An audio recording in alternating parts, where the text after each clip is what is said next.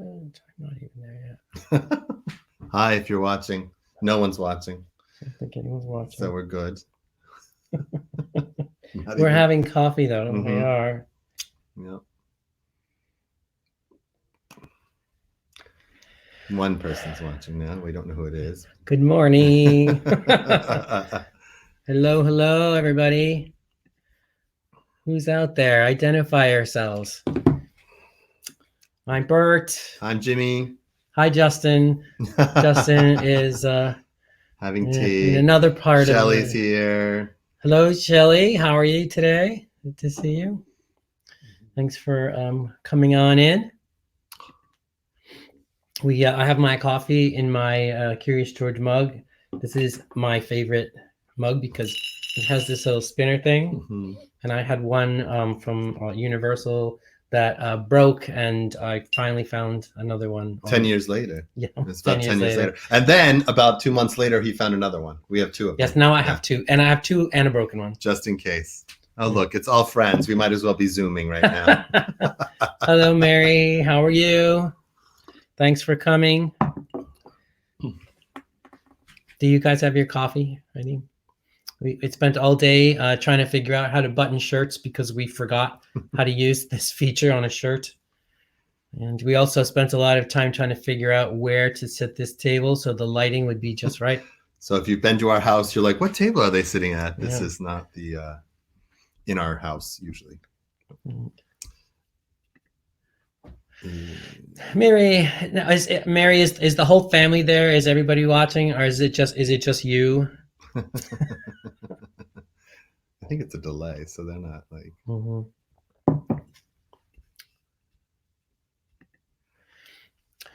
So we're excited to be here this morning. We wanted to take a little bit of time to just have a chance to talk. We've been in touch with our company members on a weekly basis to stay in touch and keep them abreast of what's going on at Pantochino. But we wanted to say hello to everybody and give you a chance to have some comments or questions. Hello, Andrea. How's everything up there in Milford, Massachusetts? That's where I'm from. And Mary says that the kids are on the way in to watch. Good. We wanted to just tell you talk about the company in an informal way. I do have some notes by my side for moments when no one's there. Hi, Ian. How are you? Good to see you. Oh, Becky. Hi, Becky. Yeah. Who else is here? One of the questions that everybody seems to ask us most often is what does Pantochino mean and where did that come from? So when we started the company, we didn't want to call it the things that one normally calls a theater. There's like a dozen stage companies here in Connecticut, and that kind of to me sounds like a factory. Mm-hmm. And there's all sorts of stage equipment, curtains, lights, spotlights. There's all sorts of those. There's so many of them, and so we knew we wanted the company to be something different. So we figured the name had to be something we created. So Pantochino is, as you can imagine, a completely made-up word. People thought we were opening a coffee shop. People thought I was opening up a pants store. Right. And both of those things are still options. Yeah, I might be doing that. If this theater thing doesn't work out, I might be making pants. Hey, Anthony Rogers. Hey, Lori. Thanks for coming in. Who's that? Sherry Kelly's here. Oh my gosh, Sherry Kelly.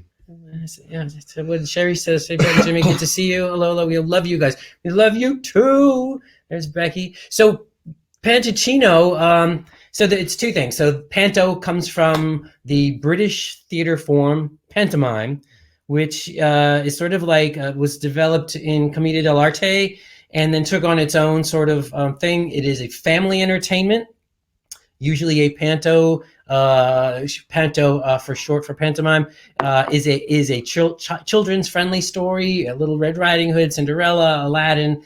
And then they take that title and then they sort of have a field day with what the show really is. It's really madcap situations, comedy, topical humor, pop music. And this is something that we've been doing for many, many, many, many years. But we wanted to identify that that's where this is based. I when I started writing, I was given like 20 different British pantos to read, and I sort of thought, wow, this is really different. It reminded me of Monty Python. Mm-hmm. Which growing up was a big influence on me. I just thought that was the funniest thing. And I thought, wow, this I can relate to. It's something different. It's telling an old story in a new way. So that's where the panto comes from. Chino, if you know me, and obviously you know my love for monkeys, is our very own little mischievous, lovable monkey who's sort of like our mascot. He travels wherever we go. So we wanted to include him in the name. So something traditional and something mischievous. And so that's where Pantochino comes from. Who else is here? Oh, Suzanne's here. Mom and Dad are watching in Juno Beach. What's the weather like down there? If you've never been to Suzanne and Ted's in Juno Beach, it's gorgeous, and it's overlooking the ocean. And even on a bad day, that's quite the show. With the waves. Hi, you guys. Don's here. Hi, Don. Good morning. We get a comment. Warm. It's warm down there. Beach. I Good. would assume it's warm here. Getting there. Yeah, we're getting there. Yeah. I'm going to talk about starting the company. Those who are on here, most of you know how we started our company. We left our jobs at another theater company, and we decided we were going to venture off on our own. And we had two options. We could have had a beautiful brand new kitchen, or we could have started this company. So those who have visited our house know the outcome of that saga. We don't have a pretty kitchen. Have a kitchen. Well, people like it. It's sort of retro, but we don't like it. But anyway, so what we did is we had to raise more money, more capital to get the company started, because, as all of you know, we don't have our own theater. We are partnered with the MAC for many events, and they've graciously welcomed us into their facility. So that's where we are right now. But in the early days, we had to raise money via Kickstarter, if you remember what Kickstarter was. And Kickstarter was brand new at the time. Nobody really knew what that was. And a friend of ours sort of said, you should look into that. And Cheryl likes our kitchen. Thank you. And Lori, it is retro. It is from 1940 and hasn't been touched since. Anyway, so the Kickstarter was great. It was sort of like what the Great Gift sort of is now. It's an online fundraising system. Like GoFundMe sort of took over for Kickstarter. Anyway, Kickstarter's still out there. But we wanted to raise enough money to do our first show, Cinderella Skeleton. And the campaign was very successful. And we actually ended up raising enough money to do a couple of shows, which was great. What's interesting about Cinderella Skeleton was we chose that because we found a venue in New Haven that was a ballroom, and we thought like Cinderella in a ballroom, like a sort of immersive. And we went into that Kickstarter thinking that we were going to do the show in the ballroom, and the Kickstarter campaign was taking off, and it looked like, wow, this is going to be great, but then we lost the ballroom. Yeah. So we scrambled, and but even before that, Bert jumped way ahead. Before we did Cinderella Skeleton, the company wasn't really designed. It's I guess we could say that we were kind of pioneers in we don't have a space and we're going to do it where we can find a space. We weren't looking to have a brick and mortar theater at the time. So when we very first started, we were just going to be touring shows, something we had done in a past life, small touring shows that we'd bring into schools. Usually they had some kind of message, or we tried to tie it in with reading week or reading day. Our very first show we did was a show called Bookworms. So part of that Kickstarter money really catapulted that show forward. And the first performance of that was at the Kate Theater, I think. Yeah, Katharine Hepburn. Yeah, Katharine Hepburn Theater in Old Saybrook. Saybrook, they welcomed us in, and it was lovely. It was great for us. That cast was myself and Bert and Mary Mannix and Rachel. And we were 4 dorky kids who loved books, and we were going to tell you why we loved our favorite books, and we acted it out. The 4 of us played all the parts. It was a lot of fun. I don't know if we could do that now, especially maybe the kid part, but it was a lot of fun. And then we followed that up with another show called Brothers Grimm and a Showgirl, which was myself, Bert, and Justin. This was after we did Cinderella Skeleton. You missed Teen Santa, don't forget. Yes. Yeah. No, that was Cinderella Skeleton. No, I'm talking about the touring shows. Oh, the touring shows. Not paying attention. So we followed that up with another touring show that was Brothers Grimm. That was myself, Bert, and Justin, and Shelley played a showgirl, and we were putting on a show about the brothers, and they all of a sudden a showgirl just showed up. And she entered the show, and she played all the female parts mostly. There is probably some video footage of Justin playing a wonderful. Was he Sleeping Beauty? Sleeping Beauty. Yeah. He also played Babushka. He did play Babushka too, which was a fan favorite. But yes, in between, after we did that, we jumped into Cinderella Skeleton, which was. We decided at that time our mission, which is still our mission, is to do 100% original. Musicals, and at the time Bert's writing partner and our dear friend Scott Simonelli had written this wonderful musical called Cinderella Skeleton, one of my favorites that we've done. Hey Nancy, sorry. He forgets this isn't the Victoria Sauté hour. But that was one of our favorite shows. And we did that one at ACES in New Haven, if you know that space. The Educational Center for the Arts. It's a former synagogue. I believe. Mm-hmm. It's gorgeous. Claim to fame is where Arthur Miller and Marilyn Monroe got married in New Haven at that synagogue.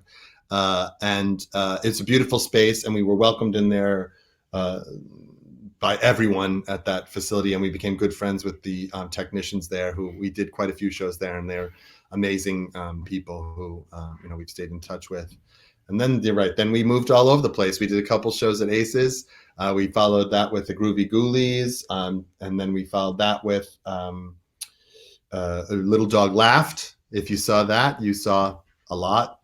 And then we moved over to the off-Broadway space. Yeah, and that's where you're talking about Teen Santa. Yeah, Teen Santa came. Yeah, and that was on the Yale campus. It's sort of tucked in behind what is it? Toad's Place. Toad's Place. It's what a cute little space that was.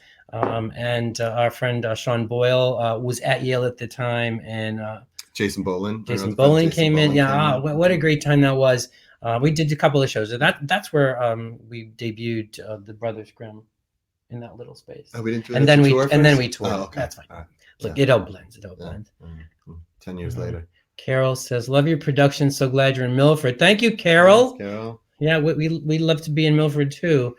And Nancy says, "I would love to see it." And Ian was in Cinderella Skeleton. He played the footman. Uh-huh. He had a great number, and we miss you, Ian. Why don't you come back? I know you're so busy at Castle Craig. But take a break and come visit us. Come do a show. And then from ACES and from the off-Broadway, we had a friend, Christine Kinsella, who I went to school with many, many years ago. And she said, "Hey, would you guys like to come and do our summer camp at the Milford Fine Arts?" Was what it was called then, right? MFA. There's a little story there. So our friend Jeremy Totoro was looking for a space for his theater company at the time, and he was visiting. He had an appointment to look at the Milford Arts Council, and he said, "Oh, do you want to come see?" I'm like, "Yeah, I'll come. I'll tag along." I haven't been in there in a long time, and so we looked at the space, and Jeremy was really doing all the asking him questions, and I had met Christine. We identified the new Jimmy, and literally walking out the door, we were saying goodbye to her, and she said, "Hey, have you guys ever thought about doing a summer theater camp?" And that was like something that was on the list, but we just didn't know the wheres and the whens of that. And thanks to Christine inviting us there. That's where the summer camp started, and where we discovered the space really during that first summer theater camp. We didn't do shows there. We hadn't done shows there yet, but I remember looking around the room and seeing the talent of the young kids who were there. And I said, we need to do a show here. Yeah. And we wrote that the first show we did there, Glitz, we sort of had it set in a converted train depot to sort of identify the space we were in. So that's how that sort of all came to be. And then, we didn't talk about St. Anne's School, which, well, we're not there anymore, but, for 9 years, that was our home. And Suzanne and Ted Johansmeyer gave us an introduction. Thank you, Cheryl. Thank you so much. Gave us an introduction to the church. That's where they were parishioners. Many, Mom was friends with the priest at the time. And that was where we did our first teen camp. It wasn't really teen camp at the time. That was Godspell, right? Godspell was our first teen camp. And we actually performed it there because we weren't at the MAC at the time either. And we went from occupying one classroom to 2 to 3. I don't know if I just figured we're all going to be there forever. And but we aren't. So we're not there anymore. And we're not at the mall anymore. So temporarily. Temporarily. I mean, we'll be back soon, but the mall's closed, so we can't get in there. But yeah, back to the MAC. That was like we went through. We had Bill Medic, and then who was after Bill Medic was. Priscilla's watching from the islands. Hi, Priscilla. Who was after? So Van was there just before Paige came into the Arts Council, and Van was there when we were doing Glitz. No, he was the reason that we actually were able to do Glitz there, because he rearranged the schedule so that we could actually perform. He rearranged it so we could do next season. Yeah, he sort of moved things around, which was very kind of him. We did really well that Glitz the first time we did Glitz, the second time too. A lot of people came to see it, and then after that we ran into then Paige has been the executive director, and we've done so much with her and the MAC for how many years now? Like 8 years. We've been there, and they're great partners. They're very supportive. Thank you, Paige. I know you're out there watching. Wait, Priscilla's there. Hi, folks from the warm, sunny Caribbean. Wow. They can read these. Well, I'm reading them too. Anyway, technology. Priscilla, thank you, Priscilla. Priscilla introduced us to the Downtown Milford Business Association when we first came to Milford, around about the same time we're talking about Paige and coming onto the MAC, and that was a great introduction. And we got to, thanks to Priscilla and that council, we got to meet a lot of people in Milford who became our supporters. Paige mentions our Night Spot Nights, which is a program that we partner with. Paige came to me and said, "Hey, let's do dinner theater." And I was like, "Oh, dinner theater. That's like, getting Bob Denver from Gilligan's Island to be the lead in The Mikado." And but that's not what she had in mind particularly. No. But it was sort of like, you can go see a band play many places, but where can you go see a vocalist? Where can you go, have an accompanist and a vocalist, singing traditional standards, New York talent, and Jimmy and I have worked with so many people in our career that we're like, well, I know a bunch of people who will come on up, and that's blossomed into our friends, to our friends' friends, to friends of friends of friends, to people now asking us like, hey, do you have a spot in your Night Spot series, which is great. Look, I met my sort of like idol, Charles Bush. He actually came up and did a show. I never thought that would ever happen, that I would meet him, but I did. Kenny's here. Hi, Kenny. Nice to see you. Scott's in the room. Yo, Scott. Scott, we already talked about you. You missed your part. Missed it. Sorry. You can tune out now. No, you won't, because we have other things about Scott. Yeah, we do. Yeah, we will. A lot of Scott talk. Yeah. So we're looking over here. If you think what we're looking at, we're actually looking at a list of bullet points. Yeah, I have our bullet points here, and when I look over on the other side, that's hi, Chris Montgomery's there. Hi, Chris. And is my phone, because on the StreamYard that we're broadcasting on, I can't see who's coming in and out of the room unless you say something. But if I look to the phone, I can sort of see who's coming in and out. Now that he's ruined the illusion that you're like thinking that we have something great over to the left or the right. Yeah, and also this is just like a picture behind us. This isn't really our living room. This is, and I'm going to tell you, yes, you're probably like, Jesus, they didn't take down their Christmas lights. But actually, I put our Christmas lights back up because being trapped in the house, like so many of you guys, Bert and myself and Justin, we live in the living room at night. We watch TV. And I was just, this is so sad. We're just in the same room all the time. We have this one lamp on the TV. So I went down to the basement and got some party lights, and I put them around all our windows. And if Bert moves that way, you can see on our mantle, Justin's been making some origami. There's an amazing artist named Jeff Granito who has these great coloring pages that you can cut out and put together. So that's why the house looks like we live with a couple of 10-year-olds. I could not convince Jimmy to put the Christmas tree back up. That would just give me so much life. No. Instead, he'll have to suffer with the party lights instead. So there we are at the Mac, and really things started to really come into place. A lot of our fans and followers from the old days found us a lot easier in Milford, or were willing to take the ride to Milford. We actually had a family who used to come up on the train from Norwalk to see our shows when we first arrived there. And, we still, to this day, we still have some kids who take the train up from Fairfield or on the shoreline and come down to do our camps and our team programs. So the location at the Mac's been great, and Milford's been great. And Priscilla shouts out to Justin. And also I have to mention everyone at the Milford Chamber of Commerce who've just been so wonderful in promoting us and supporting us. Don't forget the Chamber, what a great organization. I'm going to talk about them in a little bit too. And then from there, we started our after-school programs, which become wildly popular. And we go into a school for over a period of 10 weeks. We visit an hour and 15 minutes a week.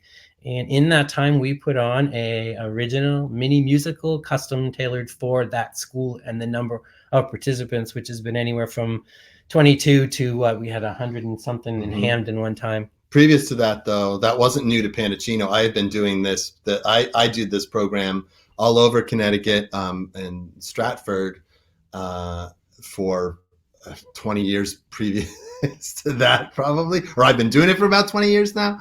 And it's kind of patented to our company, the way we work it and the way we do it. And I think we do it really well. And that's why we're, asked to come back often. But my very first show was at Chapel Street that I did by myself. I think Sherry Kelly, if you're still watching, I think you had one of your kids in it. Yeah, I think one of your daughters was in it. I think Alicia maybe. It had, I think it was like 172 kids in a production of Cinderella, and the way to incorporate so many kids, that story took so many twists and turns. So 10 years after that, when we started doing it with Pantochino, Bert was able to streamline the scripts much easier. And then that's basically what started off our summer camps, was our after school programs, kind of like, wait, well, kids need something to do in the summer. So we actually kind of rolled that into. And it's been great because a lot of the parents from our summer theater campers see what we're doing and say, hey, could you come to the school? Yeah. And then similarly, we'll go to a school and then those kids will do our summer camp. So it's been a great way that the program sort of feeds off of each other and keeps us busy and going. And then, we sort of mentioned our teen theater a little bit, which sort of started up a few years in. We sort of identified that there was this bit of time right after the holidays where there wasn't anything happening. We weren't in production. Phoebe's out there. Hi, Phoebe. And Shannon, Delaney Reynolds. Shannon from the old days. How you doing? Come see us. Come visit us. Call her Ann Hayes. Yes. So, yeah. Right. Shannon, we used to call you Ann Hayes. I think you knew that, though. Yeah, I think so. She's not crazy. She just looked like Ann Hayes at the time when she was young. But so we identified this time period. We didn't have anything going on, and we were encouraged to go, think of something. What could you do? And I just remembered how I started in the theater, and I got that first spark at the age of 13. And my sister and her fiance at the time took me to see Godspell. And love you too, Shannon. She says, "Here's a little love you." And they took me to see Godspell in Boston. And I remember saying, so what did the actors do after the show? And she said, well, I go back to the hotel. I'm like, hotel? They live in a hotel? Like, well, they go to other cities. And it really wasn't until then that I got that you could do theater as a career. So that was a big turning point for me. So our first teen theater show was especially Godspell because of that.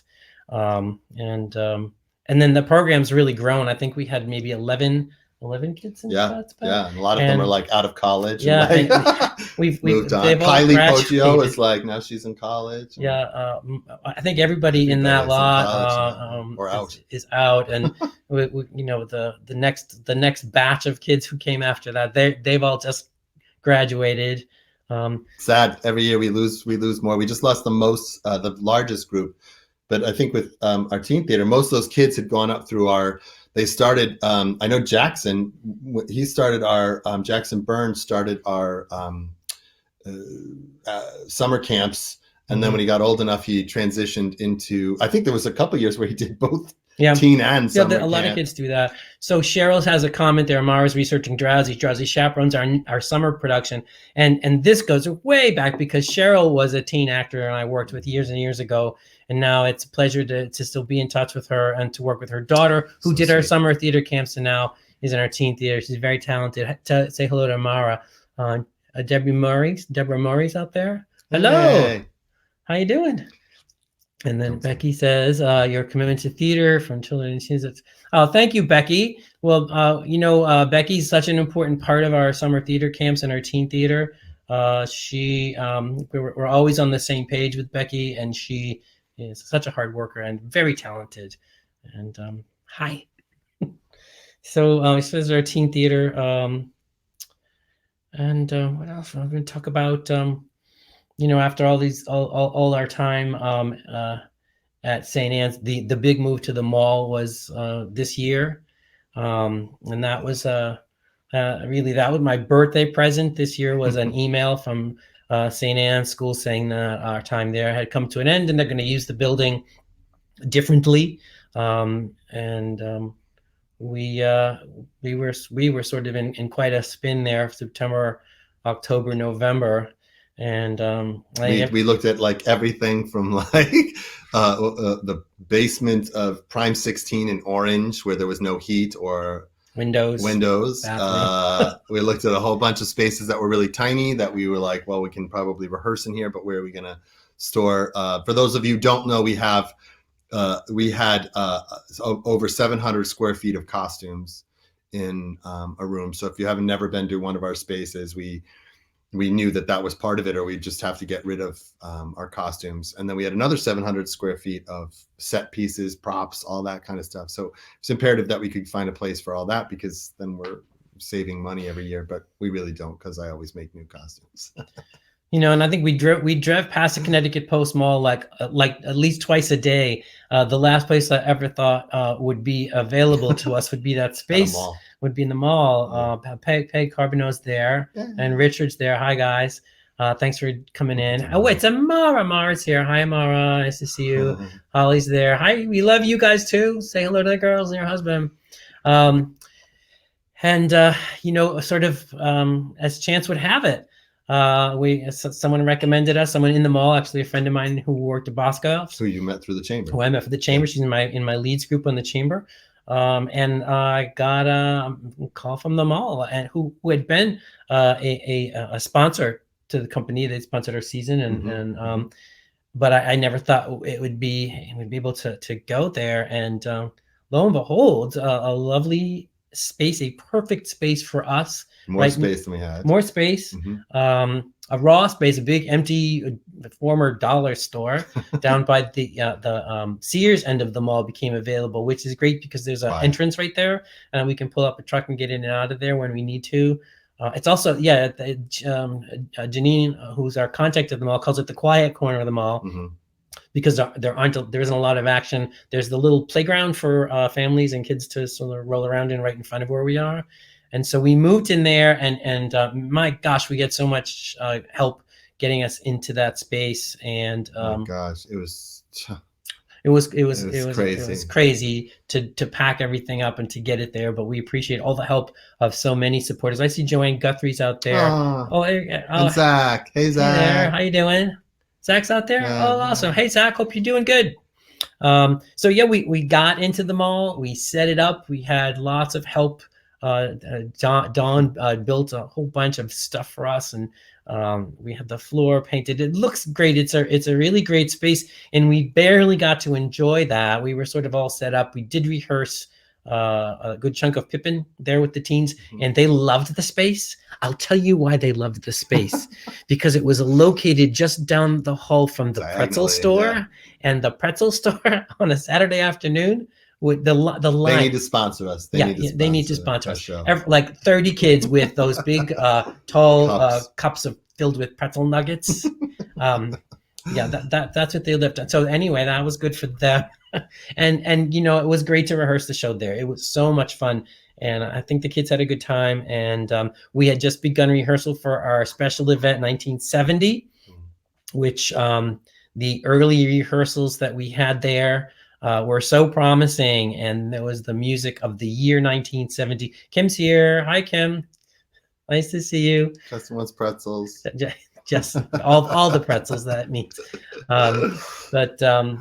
Yeah, the rehearsals of that is young people, children and teenagers singing the music that came out in the year 1970, and what promise that had. And we were Still just does. about to, we were just about to get ready to really start rehearsal when this all started. So that project is on hold. If you're out there and you're in the cast, keep working on the music. We're going to do the show. Joanne's Hey, Patrick. Nice to see you. Dancing pretzel costumes. That's funny. Yes. Yes, Paige. Definitely dancing pretzel. He can make them. I'm not making them. I don't make food costumes. Justin's job tonight is to make pretzels. Yeah, Harvey Fierstein had that on his Facebook page last night. He made pretzels. Oh. Now we have to make pretzels. I don't cook. So that brings us to sort of like the present and the the ongoing challenges of COVID-19. We find ourselves in a bind. We refunded all the ticket sales from 1970 and from Checking In on Charles. I think that we might be the only theater to do that, but we felt that families could use the refund money. So we did that, putting ourselves in a very tenuous situation. Obviously, our Checking In on Charles show has also been postponed, which was probably going to be one of our biggest shows that we were going to do. But and if you don't know what Charles Island is, it's right here in Milford, Connecticut, and it's a landmark, and it's the thrice cursed island. And there's so many stories about what took place on Charles Island and what happened that it probably is the source material for like 6 or 7 shows. But we devised a way to sort of fit them all into one wacky fun show, and we can tell you that we'll be doing that next year, so that'll be part of our next season. That's going to be next year's spring show, so you won't miss it. But we're at a crossroads. We're waiting to see what's next. I think, like you guys are, and we have as of this moment, we are moving forward with our summer theater camps. With a good, better, best plan. And that we feel in our minds to keep everyone safe and to figure out how we can move ahead. It's a big thing right now. Theaters, if anybody, I'm sure most people that are watching this know theater or follow theater. It's a big thing, like who's going to come up with the next idea to revolutionize theater for now. And, there's some great plans. Bert's been in talks with Paige and other arts organizations of what they're doing. So, we just kind of got to sit tight and see what comes up in the next few weeks. But as of now, we still really want to do our summer camps, and we feel that it's a really important part of all of us going forward, for kids too. Anyone who's a teacher out there, I know my sister Kim is, but uh, kids are just sitting there. If you're a parent, you have kids, they're sitting there bored out of their minds. They're like waiting to do something. And with each passing day, and you hear that school buildings are closing, not schools aren't closing, school buildings are closing, that I think kids lose motivation. So I'm glad that we can still say that we're still doing summer camp, because I feel it is a motivating factor towards hopefully these kids have something to look forward to, not 3 more months of the summer sitting at home. Yeah, Richards is drive-in theater. Hey, that's a thing. That's a That might be a thing. thing. Where everything's an option. I think that's really good. Unfortunately, we have a grocery store now where our drive-in theater was in Milford. That was great. Yeah, that was a great drive-in. But we have a plan set for next season as well. We've been working on some shows and some titles. Some ideas. I've given you one of them, so this is the earliest anyone's ever known. Yeah. I'm hoping that the 1970 show happens over the summer. If not, then we move that to the fall. That will be part of our next season too. Right now, one of our biggest concerns, in addition to planning for the future, is how to get to the future. We usually, with the money that we make on our show, those funds help fund the next show. So that's what the money in the bank is. That's where it comes from. 80% of what we have comes from ticket sales, and we did some great ticket sales selling, but it's all been refunded. So we're in a conundrum as far as our finances and moving forward. We're sort of lucky that this week is the Great Give, which many of you know is a 36-hour online giving event sponsored by the Community Foundation of Greater New Haven. And that starts Tuesday at 8 a.m. Through Wednesday at 8 p.m. And your donations and gifts during that period to Pantochino are amplified through matching funds from the Community Foundation. And also, since we're a performing arts organization, there is another match from Bank of America. So this is so crucial in our finances and moving forward. We still have there's bills to pay all the time. We still pay for our rent at the mall. We have insurance. We have our website. We have all the little things that you don't think about that come up and that need to be addressed.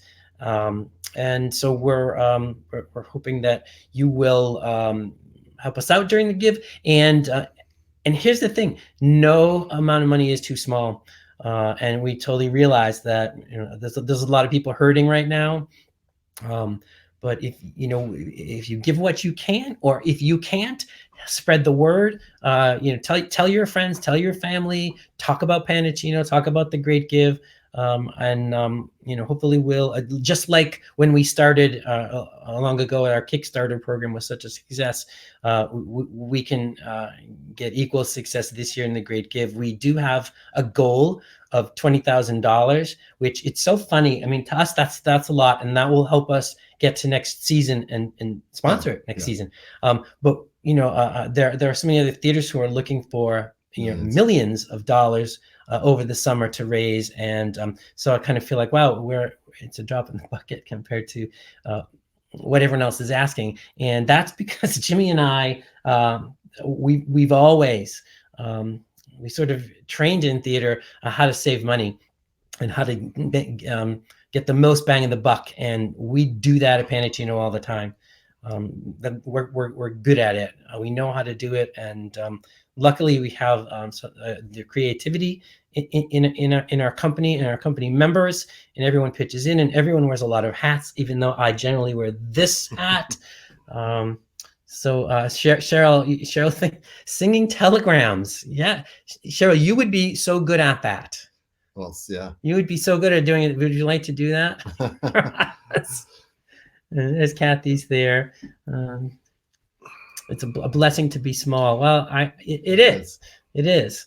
At this time right now, it is. I mean, it's if you're a big theater, that's why you're hurting. You have so much more overhead than we do.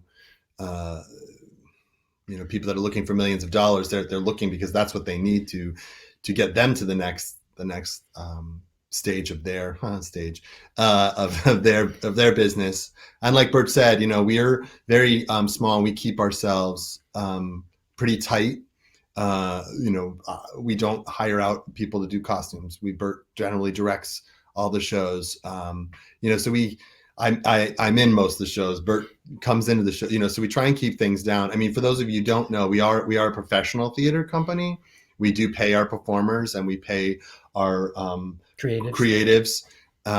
So we are not just a community theater, which community theater is awesome, but a lot of times community theater is fortunate enough to rely on somebody else to give the money. So it's not imperative that you sell out your show because there's somebody else who's going to foot the bill. For us, we're footing the bill, and if the show doesn't sell out, that means the next show we're sitting there saying, "Oh, geez, what do we do?" And believe me, there were some thin bank accounts in the early years.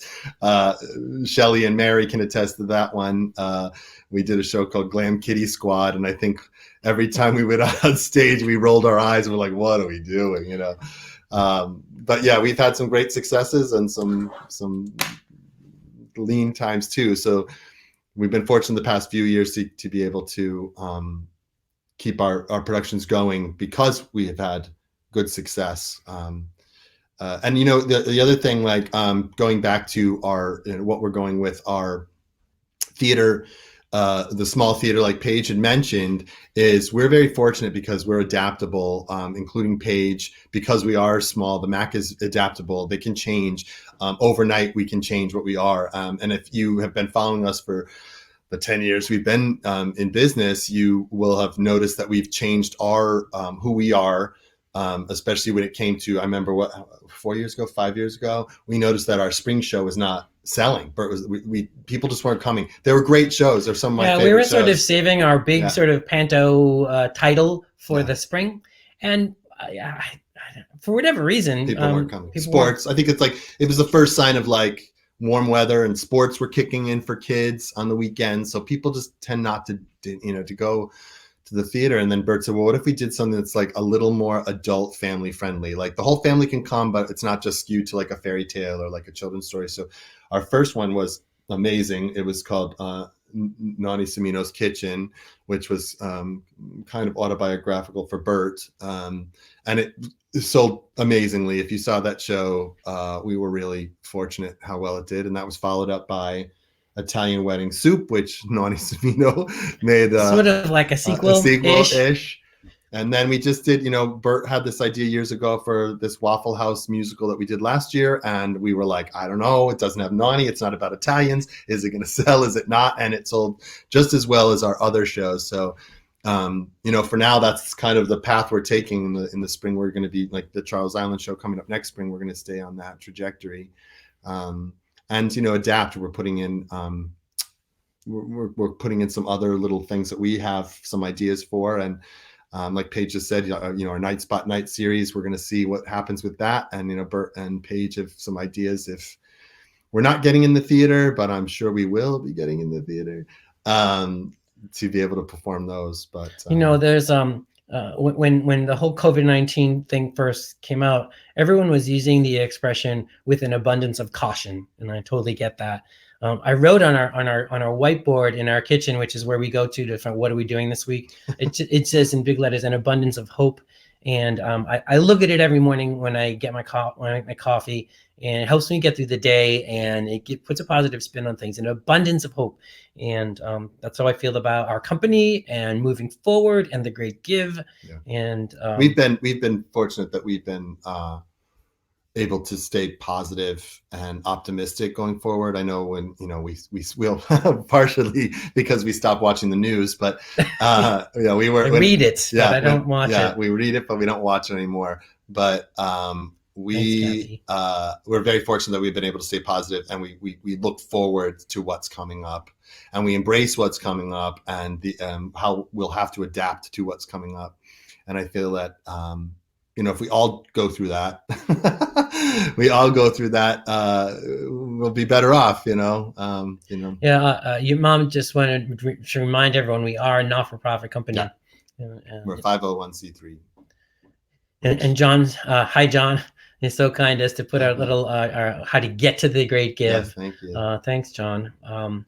So we were hoping that maybe someone would have some questions for us and things that we didn't talk about. I feel like we But Bert told everything, so if you have a question. One of the things I circled when you talked about Glam Kitty Squad, people ask me often, like, where do the ideas come from the shows? So the answer is pretty much anywhere. And in that instance, Glam Kitty Squad, we were literally walking through Target. And we, as you get to the to check out, you have to walk past the little girls section, and there was a T-shirt that had 3 cats, glitter, and it said Glam. No, they had wigs and glasses on, and we're like, "What the hell is that?" Glam Kitty Squad, and I'm like, "That's a show," and so that's and so I envisioned that those kitties were like these Charlie's Angels. Yeah, they were like Charlie's Angels. They were like sweet little kittens by day, but they were like these avengers of the law by night. So here's can you understand why it didn't work that well? But so here's a little backstory for those of you who enjoy telling tales out of school. Shelley Marsh and Mary can attest to this. So I made these fabulous costumes I was really proud of. At the time, I hadn't really worked with spandex, and yes, they were in spandex. And I made these great costumes, and I bring them for a dress rehearsal. And Mary and Shelley are standing there looking at them. They're like, "How do we get in them?" And I'm like, "What do you mean?" I'm like, "How do we get in them?" So I had forgot to put zippers in them. So Mary and Shelley and who was the other one? Marsha Maslow. Yes, Marsha Maslow. They had to crawl through the neck and the arm. I mean, if you saw this, it was ridiculous. But you know what? I never put zippers in them, and we still have them. So if anybody wants a torture device, they're still wearing them underneath. So I have a question from Nancy. Jimmy, do you ever rent out your amazing costumes? Yes. We rent out our costumes. Years ago, I was fortunate enough to be cast in a production of The Addams Family, one of my favorite shows to be in. And I also wanted to design the costumes. So I designed all the costumes before I went into rehearsal, and I rented them to the theater. I'm definitely my father's son as far as business is concerned. And then I've been in the show a couple more times, and every time I'm in, I'm like, you know what? I have the costumes. Do you want to rent them? So we rent those out. We also rent out to area high schools. We have, they'll just come. We let theaters just rummage through our stuff and take what they can use. And, sometimes we do it in trade. Sometimes we do it for a fee. Sometimes we do it just because we're friends with them. But yeah, we rent out our costumes. We should put that on the website. Yeah, we should. Thank you for that. Good question, Nancy. Yeah. John has a question. When are we going on to show accessory shops free with Victoria Sauté? Oh, yeah. Listen, all you got to do, I laugh all the time because I teach sewing, and the woman that I teach with, we were on the phone, and we were talking about what the next lesson was. And as I was doing it, I'm going through all this costume jewelry that I have in my shop. If you don't know, there's a shop attached to the house that I make all the costumes in. And I said, oh my God, this is the first time in my life I really feel like I'm the gayest man in America because I have more costume jewelry than most stores in New York City. And so every time you see Victoria Sauté, she's never wearing the same jewelry. We put her in. Every time I go in there to get dressed, there's like this table full of which ones am I wearing? Just no, you're wearing all of them. Yeah. On this Tuesday, it's a really good one. So you want to tune into Victoria Sauté on Tuesday to see what she's wearing. Can we tell them what? Yeah. So it's the Cinco de Mayo episode of Victoria Sauté. So use your imagination. Use your imagination. That's what's coming up next. And yeah, so we're filling our time, in this odd time that we're in. We decided to do Victoria Sauté's Let's Learn stuff, and it was sort of like, what can we do? What can we do in this time? Mm-hmm. And luckily, this character is something that I've had around for a while. Actually, used to do a summer season where I would host a show as Victoria out in Central Pennsylvania. Yeah. And so, well, we could do that and put a learning spin on it, and that's where that came from. And also, at the same time, we're filling this time with our podcast. We are in production for our podcast series, which is really taken off. And which is great. And we said we're going to talk about Scott again, and Scott Simonelli has been helping us engineer that and put that all together and get that out there with his company Veritonics. And it's been great, and we're looking forward to really building a library of that. If you haven't listened to them, they're on Apple Podcasts and Spotify, and they're like, it's like a 20-minute mini musical featuring all of our voices, and they're fun to do. And it's great to to click on the thing and say, oh my God, this many people listen to it today, or so that's kind of fun. We keep on our motto of ridiculously entertaining, and we just keep on finding new ways to do that. Yeah, we have. I posted on Facebook.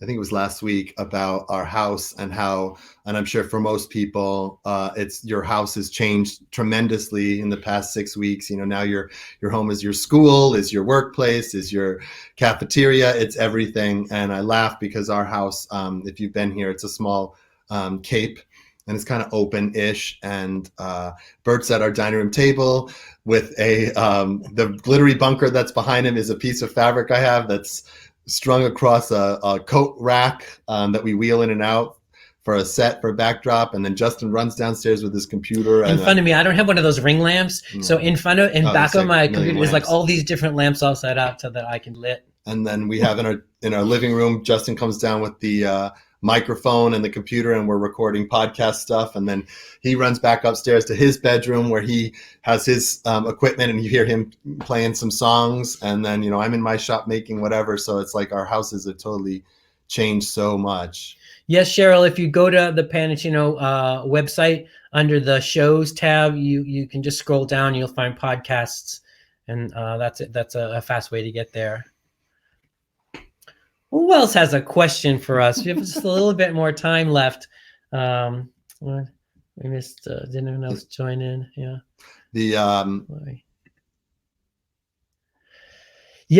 Thanks, Lori, for coming. The MAC has a live event following this.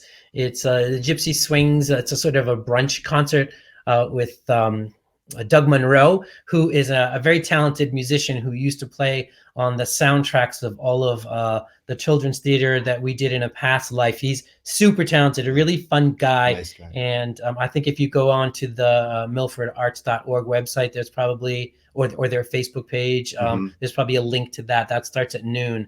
And he's amazing. You should all take a peek at that when we're done here. Hi, Jack.